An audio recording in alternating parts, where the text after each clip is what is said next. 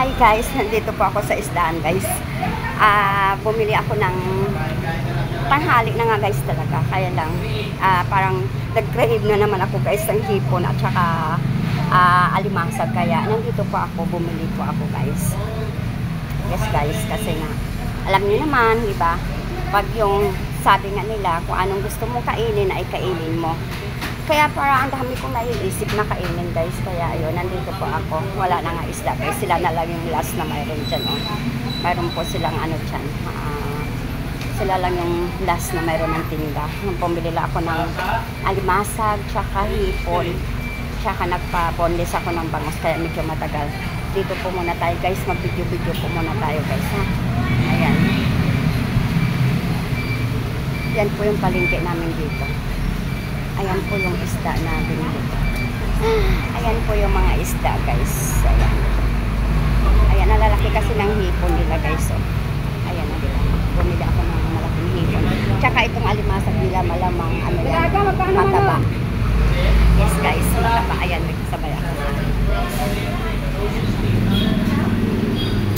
Mataba yung alimasag kayo. Yes guys. Kaya kailangan po natin. Kasi ako anong gusto makainan at go ka lang.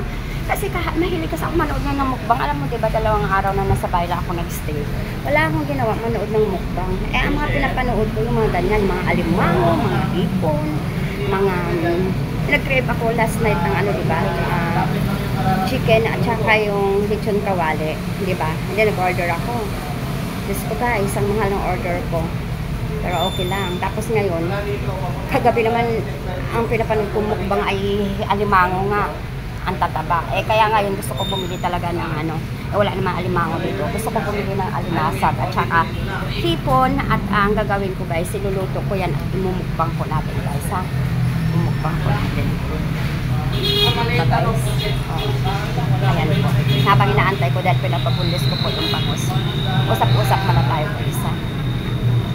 Tapos na ako magbayad at ang ginawa ko naman, nagpunta ako sa ganito, nagpunta ako sa ganire. Tapos, yung sinakyan ko naman tricycle ay sinervice ako guys. Ang bait naman ni kuya.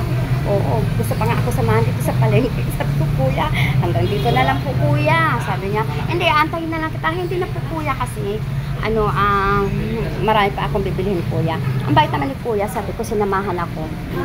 Kung lahat ba na sinasakyan kong tricycle na yan guys, kung saan ako pupunta at ako isasamahan, edi okay sana guys, diba?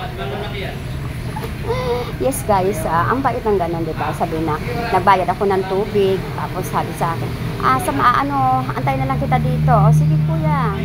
Tapos papunta pa ako sa ganito kuya, another payment. O sige, samahan pa rin kita. O sige kuya. O kuya, dyan na lang po ako. Drop by mo na ako sa palengke. Gusto mo antayin pa rin kita. Ay na kuya, kasi marami na akong bibilhin pa kuya. Kaya diba, ang bait lang. Ang bait lang guys. Ayan guys, at alam ko matatapos na po guys si kuya. Thank you guys.